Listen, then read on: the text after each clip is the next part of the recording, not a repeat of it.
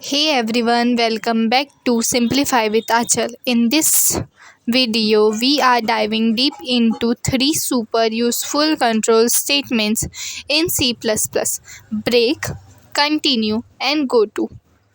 You might have seen them in loops or switch cases, but today you will learn exactly how and when to use them. So now we are in the VS Code terminal. Let us start with the break statement. So I first give here heading of the break statement.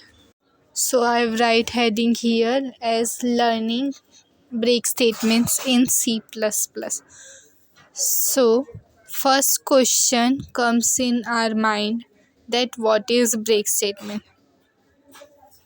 So break is used to exit a loop or switch statement prematurely as soon as break is executed. The control jumps out of the loop. Now let us see an example on break statement. So here we are printing numbers from 0 to 10 and going to break the loop when it reach to number 5. So it will print 0, 1, 2, 3, 4. So here we had written a for loop that starts with 0 and ends with, but because of break statements it will print only numbers 0 to 4, as break statements stop according to the condition. Here loop runs from 1 to 10, but as soon as I becomes 5 the loop stops, so it prints 0, 1, 2, 3, 4 and then exits. Break is commonly used when you found what you are looking for and no longer need to continue the loop. सो यहाँ पे आप output देख सकते हैं कि 0, 1, 2, 3, 4 आया है. So break क्या करता है कि आप कैसा भी लूप लगा लो, बट आपको किसी स्पेसिफाइड कंडीशन में उसको रोक देना है, तो तब आप ब्रेक यूज़ कर सकते हो. पर उसके लिए आपको पता होने को होना कि आपको कहाँ पे लूप को रोकना है. ओके, तो तब आप ब्रेक यूज़ कर सकते हो. देन सेकेंड आता है continue statement. So let us see what continue work is. So continue is used to skip the current iteration of the loop and move to the next one. It does not break the loop, it just keeps the particular turn. So जो continue है वो रोक नहीं देता है loop को like break की तरह, वो सिर्फ एक आइटरेशन को स्किप कर देता है और बाकी एज इट इज़ प्रिंट हो जाएगा. मतलब यहाँ पे आई इक्वल्स टू 5 जो करे, अगर हम यहाँ पे ब्रेक की जगह कंटिन्यू लिखते हैं तो आउटपुट में बस 5 स्किप हो जाएगा और बाकी सारे numbers as it is print हो जाएंगे.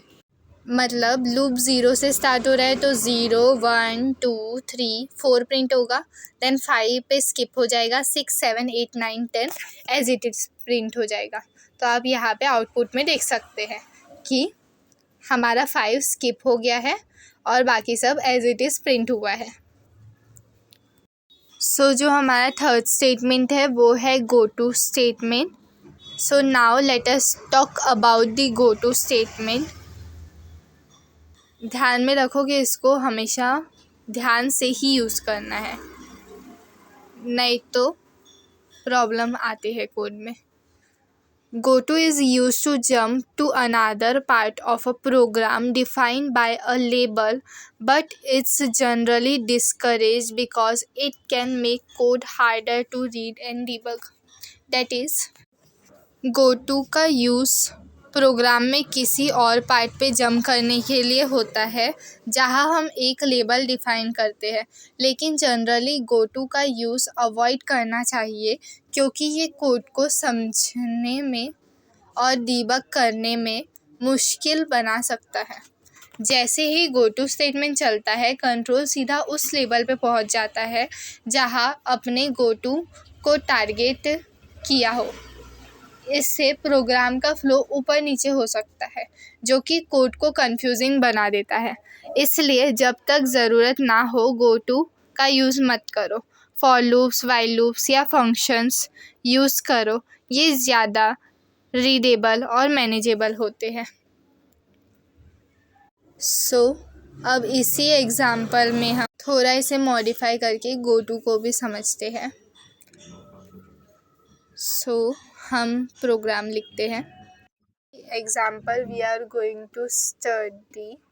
In this, the go-to statement jumps to the label named label.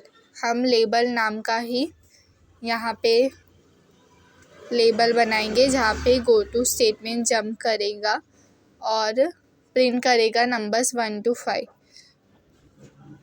It will act like a loop, but using goto for looping is not a good practice. Prefer for while or do while loops instead.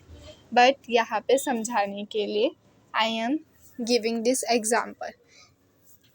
You should use goto only if it makes your logical or when handling errors in bigger code, like in low-level programming.